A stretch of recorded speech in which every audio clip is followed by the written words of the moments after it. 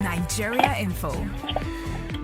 We are the nation's number one talk station, 99.3 Nigeria Info. Lovely morning to you.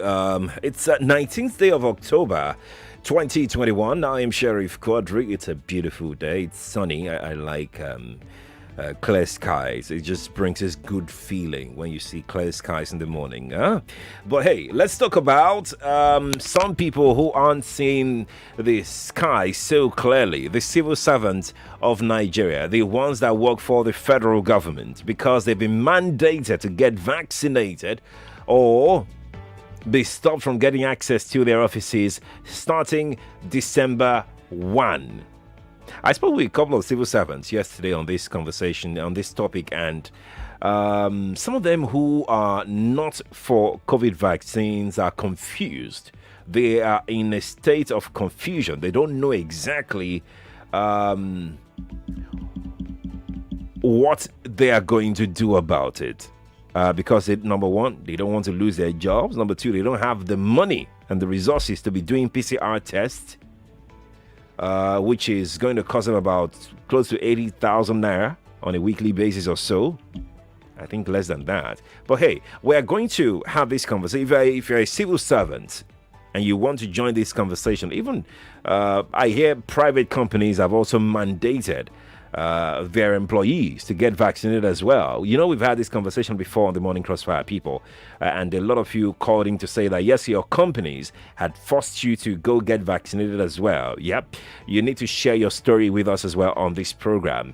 And for the federal civil servant, for states civil servants as well, please join the conversation. Let's know what you're feeling. Let's hear what you're going through, because the portal is all open for you. But I have on the show today the chairman of Nigerian Bar Association section on public interest and development law, MBA Spido, Dr. Monday Ubani. He joins me via the telephone this morning. Dr. Ubani, a very lovely morning to you. Quadry, it's my pleasure. Good morning. How are you? I'm doing okay. How are you today? It could be better. What's your position really on this mandatory vaccination of civil servants? I'm clearly against such mandatory vaccination because of some fundamental defects in the system.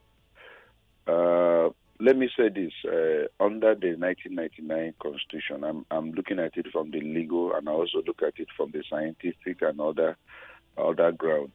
Under the 1999 Constitution, as amended, the Constitution has a derogatory clause that allows some of those rights that are guaranteed to be tampered with, especially by a proper law that is enacted, that is a reasonable law in a democratic society. Yeah.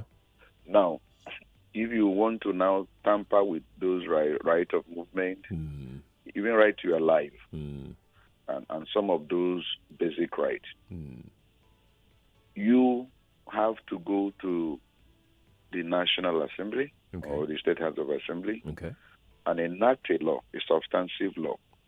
And that law will pass through the normal processes of lawmaking, with the necessary input by stakeholders. And of course, in that wise, some stakeholders will make some input because in every law there must be an exception. But that has not been done. You, by ordinary pronouncement and executive pronouncement, now want to make something that has not been enacted to look like there is a law in place. We are not ignorant of the fact of the danger of the virus, of the pandemic, and we know how the entire thing came upon the world. And, hastily, the world came up with this vaccine that never passed through the normal scientific method of manufacturing of vaccine. That is another conversation. And it's been deepened even in other countries like America, even where they're offering them money for people are still very hesitant, to take the compulsory vaccination because of there are also some consequences which they don't want to highlight, even here in this country. There are some people who have taken this vaccination and they have died. There are those who took it and then developed some other ailment that weren't there in the first place. So these are conversations of the minority which you have to take into account. In this particular, clamp down, go and take it or you lose your job. No, you must hear them. There are those who have health issues. So when they came up with this issue, that they must by 1st of December, I felt, what is this? Have you taken into account the minority? Have you taken into account those who may have, health issue that if they take this vaccine, you hasten their death? Have you taken them into account? Have you even enacted any law that has made this compulsory? And then the countries you want to imitate, America and UK and other countries, have made testing of this particular this virus very free. Unless you are traveling abroad, you pay. But if you want to use any of those results internally and all, it's free. Yeah. It's free in all these countries. Have you made it free in your country? How come you suddenly love Nigerians? When there was issue of food, when those guys were locked down, you never in any way hoarded food. You denied them food. And up to now, no proper explanation was given at that time where people were locked down and government never provided for them. People were dying of hunger. Do you know that people are dying more of hunger today and poverty rather than this virus? Which God, in His infinite mercy, have actually spared Nigeria. We're not dropping dead like all those people predicted. We're not like America and all that. God has been so merciful, no doubt. I think that what the government should do is to engage in aggressive advocacy, persuasion, telling them the reason why they must take these vaccines, rather than this clamp down, giving a deadline as if we're under autocracy. We're not under military regime, for God's sake. I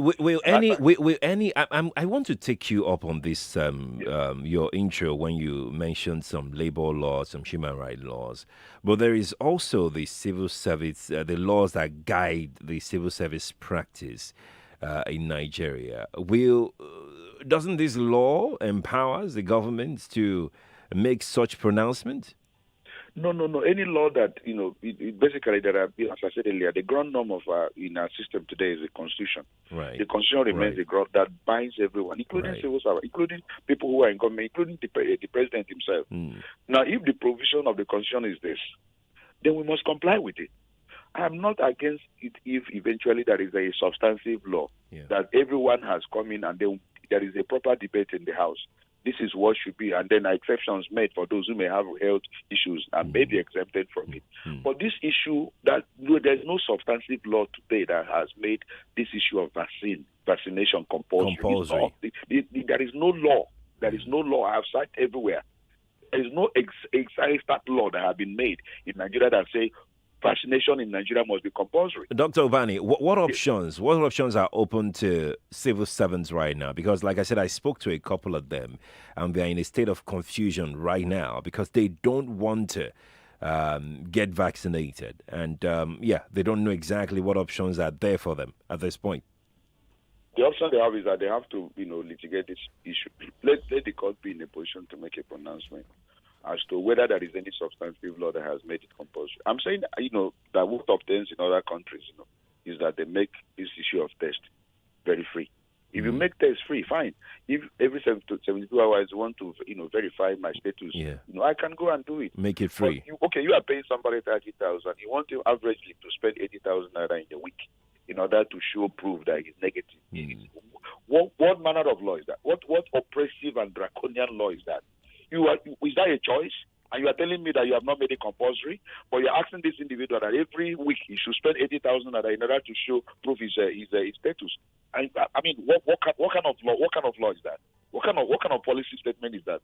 And you want to explain to me that it's not compulsory. You made it compulsory. In fact, that alternative is even more draconian than the first issue, of vaccination. And the person said, look, there are issues. Let's have a conversation on this vaccine, because there are consequences.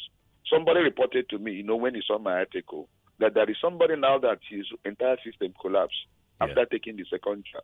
The first jab, there was no issue, but when he went for the second jab, his kidney and liver had an issue, and the man is in a coma. There's somebody also who reported to me of either his daughter or his son that died while being forced to go and do the vaccination in one of the banks in the country. Of course, you are aware that some of the banks have even started implementing this policy even before the government, when there is no substantive law. Not just the banks alone. So many private companies are doing it already. Yes. They are forcing the employees to go get vaccinated. Do you know in abroad they are giving them money? They're offering them money for this vaccination. Yes, I'm aware. People are still saying no. Let us know this. Let's even enter into scientific discussion a bit, even though I'm not a science. Now, this vaccine, you and I know that most of the vaccines they have used today, they're using today, for some of those diseases, especially the one that are related to children, those vaccines underwent process many years of investigative, scientific before they brought them into the market. That's right. But we knew how this particular vaccine came into being because of how the pandemic, the entire world was totally shocked and embarrassed by that disease. They hastily entered into the lab and came up with it. Now they are talking about not even second jab, but even third. And it may not even end at third jab, may end up to 10 jabs. Now, the problem of the minority is that there are those who have taken this vaccination and eventually got, the virus and died. Of course, you are aware of Powell. Colin Powell, that's right. Beautiful. That man was vaccinated. He died. There is also a very legal luminary that died 2 or 3 weeks ago. And the son said that the father took even up to the second jab, and he wasn't sick, but he died of the complication. So we must take that also into consideration. There are those who have taken the jab that it is not a foolproof. Just to be clear, Dr. Ubani, those people have comorbidity, which means they have some other existing ailments in their system before. And I do agree with you that you can't force everybody to take vaccines when you don't even know, you can't ascertain the health status of these people that you're trying to force to take the vaccines because the outcome could be devastating. More deadly than the virus you are trying to prevent. That's right. But I want to talk to you about the step that your committee, SPIDO, is taking or you're planning to take. Tell us about this. Now, what we did was giving the federal government notice that, look, you may think that you have cowed everyone and everyone have kept quiet, especially for the civil servants. That we need to deepen the conversation about this issue of vaccination. And that's why we're raising the voice. Let's talk about it. Let government come out, plainly and say, look, okay, we can make this test, free. Give them an option. Now, even if I don't want to take it, because it's about my life, it's about somebody's life. That's right. Somebody has to take a deeper reflection as a human being, rational being. Okay, I agree, that this, I'm talking about somebody now reasoning. Okay, I agree, because this thing will prevent me from getting the virus. I want to take it. There must be full consent. Or I don't believe in this vaccine. I don't want to take it. No, that personal decision has to lie in that rational human being who is created, that God has given power of choice. That choice must be left there. The moment you take away choice, a human being, then we're no longer human being. We have made us a robot. So that decision of, I want to take it, I don't want to take it, should also be given to every individual. That's why I'm saying that government in the alternative can say, okay, I want to make this test free for the civil servant. Okay. If they want to prove that they don't want to take it and prove their status every time not to affect all that, then go and do the test. And where you're going to do it, we have made it free for you. So that again, gives people room to know that these people love us. That love, that element of love is what makes people actually to listen to government most times all over the world. When you see that government in other issues, they love you, in socioeconomic rights, they provide it for you. Do you know in all these countries, when you are not working, this government, must give you a stipend. If you don't have any accommodation, government provides accommodation. There must be this love this government will show to you in certain aspect of your national life. That when they come up with some policies that looks a bit draconian, you say, yes, because of the love they have. But this one, there is clearly absence of love. You knew what happened when we were locked down. You knew what government does with issue of socioeconomic right. You know what government does with issue of educational right. They don't give you that, they don't make it compulsory. You know what happens to issue of health. They don't make it compulsory. All of a sudden, this virus now, you now claim that you love Nigerians too much. That's why you must make them now compulsorily to undergo that process of vaccination. And Nigerians are doubting your love. That love does not exist. It is because of some economic reasons. That's why you are doing this. That's why most of them are giving that interpretation. So what I'm saying is that in all these countries where we are seeing some of the policies we want to imitate, we see that government inherently shows love towards in every aspect, and they are interested in the lives of the people, but not suddenly in one aspect in our own national life. We now want to make it compulsory. Whereas there are many other things you would have made compulsory. But now let me tell you, if you go to this country, go to the villages, a lot of people are dying of hunger, more than the virus. A lot of people are dying of poverty. A lot of people do not have any employment. And I think that government should, in that wise, concentrate in some of the things that will make life, easier for people and not complicating their life. 50,000 or 80,000 naira in a week for you to get vaccinated is not an option. It's not an option at all. There is no love being shown in that regard. Right. There is no love. That's that's why we are so angry, with such a policy by 1st of December. Yeah. So let's deepen the conversation. Let government engage people and let them use persuasive methods. What then happens, Dr. Ubani, on the 1st of December when, let's say, the federal government make good their promise and denies people from having access into their offices? What then happens? I think the civil servants have to come together. They need to. Most of them, should not be cowed. They need to come together that before 1st of December, we must. I haven't heard NLC or TUC or any labor or Atau. I've not heard anybody. You see, let me tell you about this conversation about virus pandemic. A lot of people, because I also read articles. I delivered one international paper on the issue of human rights and this issue of pandemic in African continent. What happened is that because of life and health, it's a general issue that is in most of constitutions of any country that for overriding public interest, of health or for security, government at times can, derogate those guaranteed rights. Remember? But the executive now are using that issue to now make pronouncement that derogate rights, not passing through the normal legislative process. That is where what is going on. And I think many people keep quiet. Oh, it's live now. It's live. Since it involves life of majority, please let's allow them to do it. Even if they preach you are right, don't make noise about it. Right. Because what government intends to do is to ensure that lives are generally, safe and all that. Majority of lives are, people, the executive are using that particular argument to expand their political and legal rights, breaching the rights of people in the country under the guise of protecting lives with this pandemic that came. If you see how people's rights have been violated in most, including in European countries, as a result of this pandemic, and they're expanding their power, especially all these autocratic regimes, in some of these. So it's like a global conversation. It's a global conversation. If you go to internet and search and see the kind of conversation that is ongoing on issue of breach of rights of the entire citizens in the world under the guise of protecting their all those autocratic regimes are expanding their powers the more, and the fear is even when this pandemic is all over, are you sure we'll go back to our status quo? I mean, our normal, life where rights are being respected? Because these guys are expanding their powers the more, especially, as I said earlier, all these autocratic regimes, they have been looking for a way to expand their powers. And this pandemic now is giving them power now and gradually, they're expanding their power, breaching people's rights. And by the end of this pandemic, which they may not even agree has ended, because what is happening with pandemic, if you see the kind of money that is being made, you are going outside the country, you do a test. You get into the country, you do a test. You are coming back again, you do a test from the country you have just, you are living. You will also do another one when you come into Nigeria.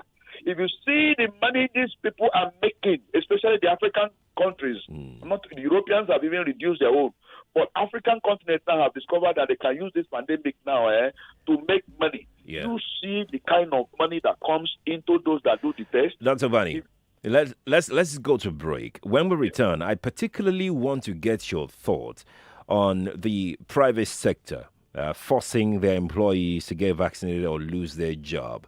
That's when we return. Please stay with us. This is an infomercial. Hey, you. What's going on?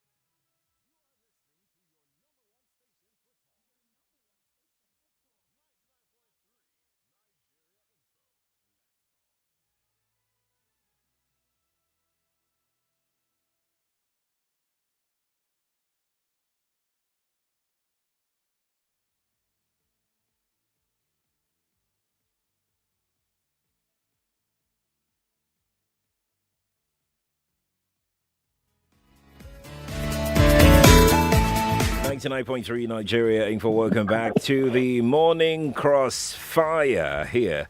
With me, Sheriff Quadry. Dr. Monday Ubani joins us on the show via the telephone this morning. We're looking at the compulsory vaccination order given by the federal government to federal civil servants. Dr. Ubani, thank you again for joining us. Thank you. But before we go to the question I said I was going to ask you, about the private sector, I asked a question earlier, which I didn't get a very satisfactory response from you as to what then happens if come December 1, workers are stopped from gaining entrance into their offices. What then happens? What I told you that before that time, certainly there is going to be a court action. We may want the court to restrain the government in the meantime from going ahead with the implementation of that policy. Okay. We have 1 month gap within which to accomplish that.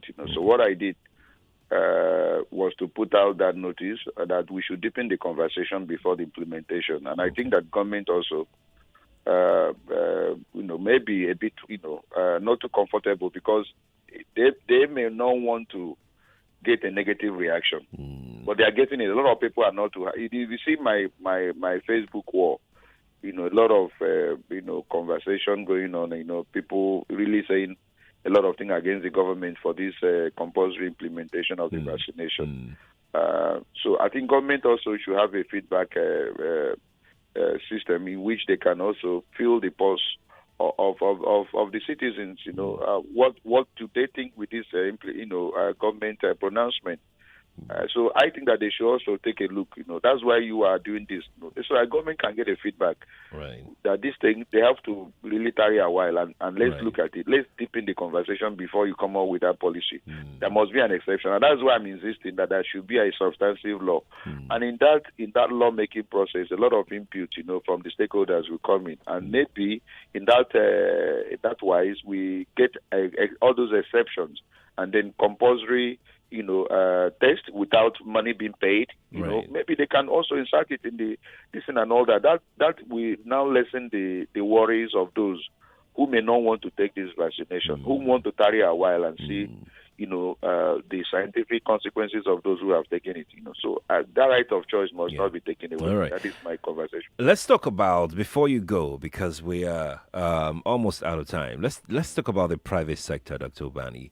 The private sector players, some of them have made it mandatory for their staff to get vaccinated or lose their job. And that is not peculiar to Nigeria alone. Even in the US, in the UK, people are resigning their jobs or they are getting fired because they refuse to get vaccinated. But let's talk about us here. What's your thought on that development? They are all testing the mic. As I said earlier, there is this expansive power now that that the government are becoming autocratic, and even private sectors are also, because of the health thing that is involved. In the name of health, public health, in the name of security, a lot of things are being done all over the world, not only in Nigeria. And so the private sectors, have taken the lead, by testing the mic. And if they test this mic and it becomes successful, they may come up with even more draconian policies in future. And that is the danger we need to really abate. The danger of somebody waking up and say the entire world should go and take poison. Don't the employer, the employers, don't they have the right to make such decisions? That's what I'm saying. They don't have any right when there is no substantive law. There is no law today. That has been my argument from the beginning. If they say that affects their business, if you're not vaccinated, you affect the survival of their business. Yes. Don't they have that right to protect their own business? You don't have that right when there is no law now, because there is already a guaranteed right of people. Are you following me? As a citizen of a country, in fact, that right is not even, because it's written down. Even before the inception of mankind, there is a particular school of thought that says human right is even not given by law. It is right that is inherent. Now, that right can only be taken away by another law made in a reasonable manner in a democratic society. What if they come up with the argument? Because I've heard an employer told me before that, look, it's a threat to my life if you're not vaccinated in my business premises, and I can't afford to have a threat to my life. So it's within his right, according to him, to want to protect himself and people around him. Beautiful argument. It's also a threat to somebody's life who has not been proven that he can be fit to take that vaccination. For you to force him now to take that vaccination and he dies in the process, it's also a threat to that person's life. So you must take that person's also into consideration, not only about you, because you are thinking about you alone. You are not thinking about that man who has issues that if he takes that vaccine, he dies. It's a threat to his own life. That is why you must come on the round table to take all this matter into consideration. Don't take only your own matter into consideration about a threat to your own life.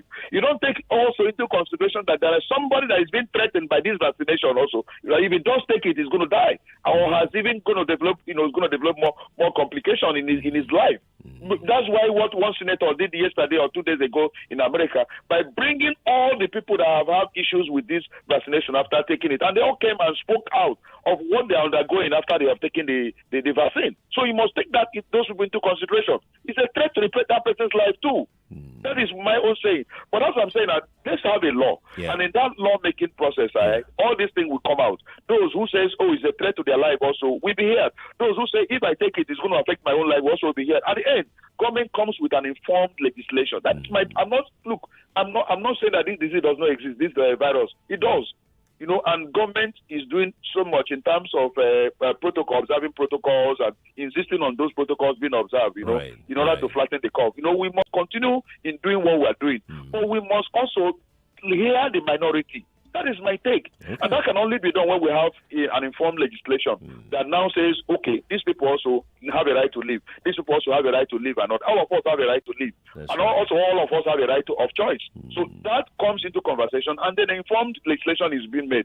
And then at the end of the day, everyone will be happy. Don't just begin to force people. Because government can wake up one day and say everybody should go and take poison. And of course, because they have expanded their power, it didn't challenge them in the first one. You can take poison, all of you will die. So you must begin to also enter into conversation on things and deepen discussion on this matter, because there are minority opinion and they have a right to be heard, because there are issues with those who have taken it. There are those who have taken it and they have issues with their health. So are you going to ignore them? Don't they exist in the society? Don't they exist? That's argument, sir. We must have it, in a manner that is very balanced. Government is doing, much more in this issue of virus. Fine, they are doing what we commend them, we appreciate them.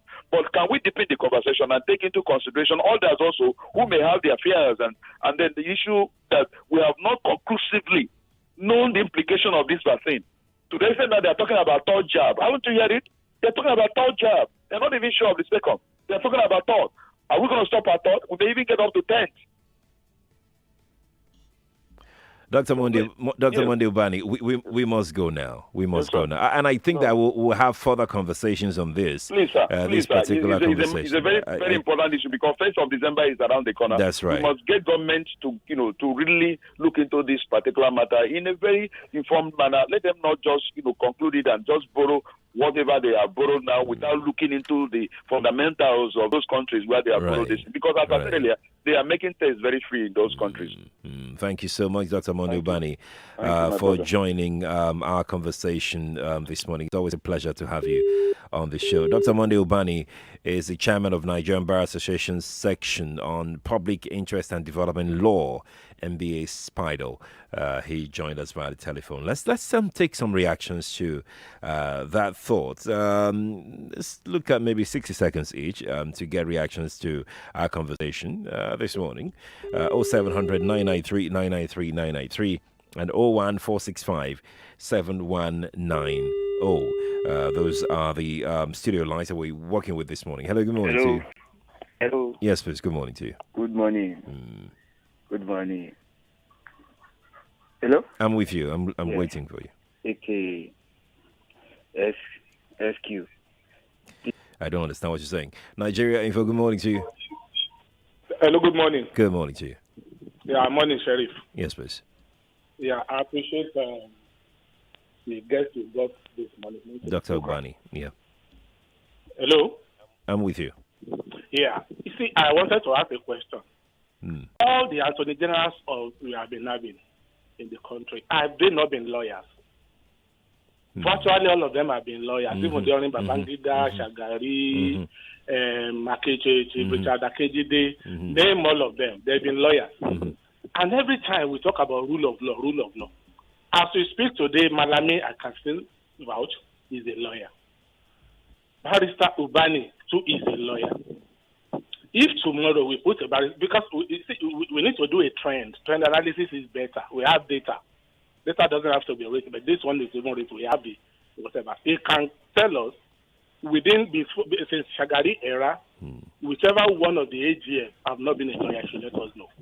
Is it that by the time they now get in there, all these things, Barrister, he's a nice guy. I enjoyed his analysis, but not as a lawyer. Because the lawyers can tell us A is B or B is A. They are not scientific. They don't do anything one as those technicalities. Why is it that when they get to that position, we seem to have a problem in this country? The rule of law now goes down when they are there. All the contracts being signed, even as all the MDAs in Nigeria, don't they have access to all these things? So that tomorrow if somebody brings up something, they will just be like, okay, we go to court and sort it out. Just like this one is saying now, Barrister Ubani say he has faxed. The Constitution has not seen anywhere where people can be forced to take the vaccine, which is good anyway. They can try that as it comes. But the issue is this. All the lawyers that have been there, what have they done for this country? At 8 years, Thank you. Never enjoyed any one of them. I think you made that point. Thank you so much for calling. Nigeria Info, good morning to you. I think we lost our call. Let's jump on another one. Good morning to you. Good morning. Hello, Mr. Sheriff. Yes, miss. Good morning to you. Hello? Yes, we can hear you. Good morning. Madam Gloria on the line. Welcome, ma'am. Welcome. Thank God Barrister Ubani has just marshaled out his points rightly. Well, one thing that has always been crossing my mind since the federal government made that pronouncement is this. Right. You've given 1st of December deadline for everybody to go get vaccinated. Otherwise, you will not enter the government premises so that you will not infect them. Now, have you considered that there are thousands, millions of Nigerians out there that have not been vaccinated? These public servants will leave their offices, they will go to the market and mingle with these ones. That's right. They would leave their offices and go to other public places. They will go to the banks, they move on the street, they enter buses, these buses that are crowded and all that. What kind of careless joke is that one? Why should they make such pronouncements? Have they gotten everybody in Nigeria vaccinated? And by the way, it is our own right for those that said they don't want to be vaccinated. Thank you very much, Barrister Ubani. Mr. Sheriff, thank you for bringing him online to enlighten us. Let the government listen. I don't know, except they have any other ulterior motive for not. In fact, maybe they are not telling us the truth. I want to believe it as far as this jab and the COVID is concerned. Thank you. Thank you, Madam Gloria. So one thing I do know is even when the civil servants who have been vaccinated, even when they mix up with others that have not been vaccinated, at least they are protected. At least they won't serve as an exposure or a spreader, a vector in the workplaces of the federal government. I'm trying to speak to the point the federal government was trying to make, like in the federal secretariat and government offices, MDAs across the country, if the workers are vaccinated, nobody will be unduly exposed to the point that it will serve as a risk to the person's existence. Benjamin is joining us from Ikeja. Benjamin, good morning to you. Yeah, good morning, Sherry. Morning. Yeah, I'm Benjamin. I'm calling from Ikeja. Welcome. Yeah. Sherry, you see... This is an infomercial. An American company in Lekki, Lagos is recruiting qualified sales representatives that own a car and a valid driver's license. Are you ambitious, hardworking? Do you have a great attitude? Are you ready to take your career to the next level? Here's an opportunity for you. Please call 0815 705 0505 or 0905 637 4258.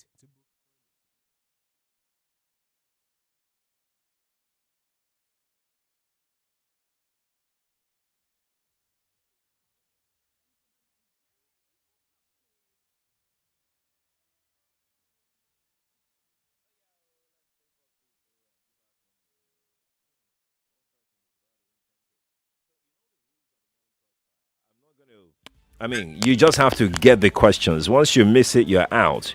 That's just the way it is. Once you miss, you're out. Huh? Okay. And we have to be very fast about this. All right. 0700 993 993 993 and 01 465 7190. Let's see who is our first caller. Good morning to you. Hello. Morning to you. What's your name? Francis from here. Good morning, sir. Who? Francis, you want to play the pop quiz game? Sheriff, let me try now. Okay, let's play then. Let's play. Francis, are you ready? I'm ready, sir. What year did Facebook start? Sorry? What year did Facebook start? Hello? Francis, I can hear you. What year did Facebook start? Francis can't hear me, and he's gone. All right, let's take another call. Nigeria Info. Good morning to you. Good morning, Mr. Sheriff. Good morning. You want to play? Yes, Adeshewa from Okoji. Adeshewa. Let's play. Are you ready? I'm ready. Okay, then. WhatsApp, Facebook, Instagram, and Twitter are owned by Mark Zuckerberg. True or false? True. That's a Facebook and WhatsApp. True. Oh, but you're wrong. Oh. I'm sorry. I'm going to jump on another one. Nigeria Info, good morning to you. Hello, good morning. Oshe, what's your name? This is Follow Lassie. Follow Show? Yes, sir. Okay. You want to play? Yes, sir. Who was Nigeria's longest serving Senate president? David Mark.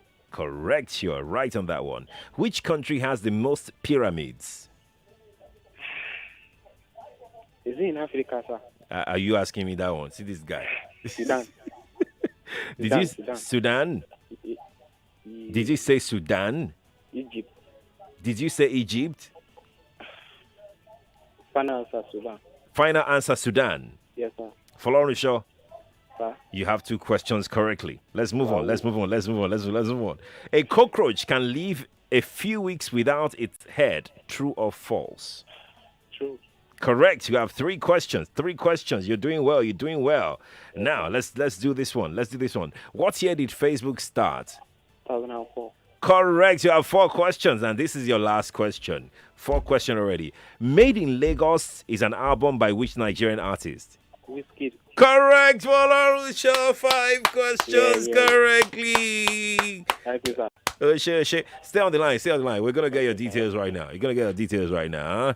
Oh, my word. That's amazing. You know what we're going to do? Let's play another game. Let's play one more person can win. Let's do it. Wait, what's today? Tuesday. Yeah, one more person can win. Let's do it. Hello, good morning to you. Good morning. Good morning. What's your name? My name is Stella. Stella, you want to play? Yes, I want to play. Oh, yeah, now. Let's play. What is the capital of Kwara State? Ilori. Correct. Who was the presidential candidate of the All Progressive Grand Alliance, or if you like, ABGA, in 2003 general election? Ojukwu. Correct. You have 2 questions correctly, Stella. Your next question is this, How many hearts does an octopus have? 3. Correct. Oh, my God. Today is a good day. How many weeks are there in a year? 52. Correct. 3 questions correctly. Oh, my goodness. I'm loving today. Today must be a very proper public holiday. Now, which is the second most populous country in Africa? Ethiopia. Correct. You've got 4 questions. How many? 4, Abby? You've got 4, right? 4, yes. 4. 4. The Nigerian movie industry is also known as what? Nollywood. Correct. Stella, 5 questions for you. You've won 10K for yourself, Stella. Just stay on the line. We're going to get your details, Stella. Congratulations to my... How many players? I've got like 3 players. The first one didn't answer anything. The second and third one got 5 questions correctly each. That is amazing. Congratulations to you both, Stella and Folorunsho Shaw. They won 10K each on the Morning Crossfire. The game will be played on WhatsApp Lagos with the Techers, Andrea and Collins. They will play the game as well. So will Joyce and Sandra and Sports and Live and Dangerous Daddy Freeze and Chat Station. We had our blessing. It's our anniversary month.